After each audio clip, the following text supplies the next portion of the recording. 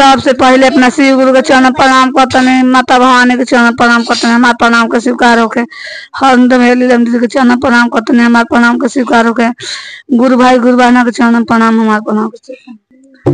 अरे कोई सान दुनिया बनावाला हो, गुरु जी कैसा न दुखा दियाला। कोई सान दुनिया बनावाला हो, गुरु जी कैसा न दुखा दियाला। कैसा न दुखा दियाला ये गुरु जी, कैसा न दुखा दियाला।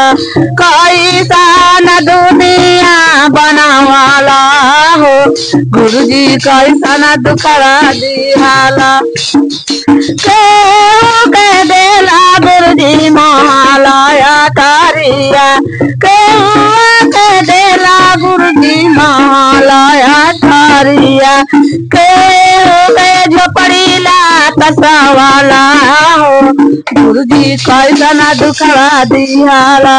के मरैला तरसावाला हो, गुरु जी कैसा न दुखा दियाला। कैसा न दुनिया बनवाला हो, गुरु जी कैसा न दुखा दियाला।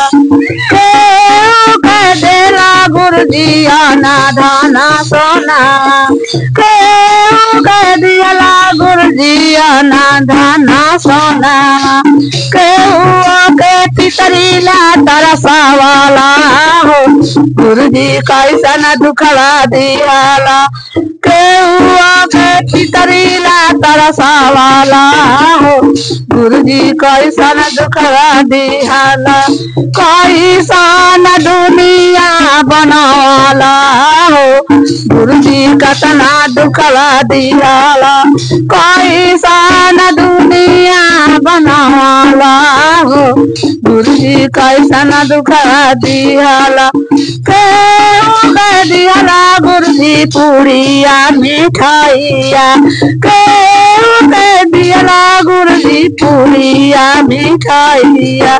के हुआ से भी कमावाला हो, गुरु जी कैसा न दुखा दियाला। के हुआ से भी किया मंगवाला हो, गुरु जी कैसा न दुखा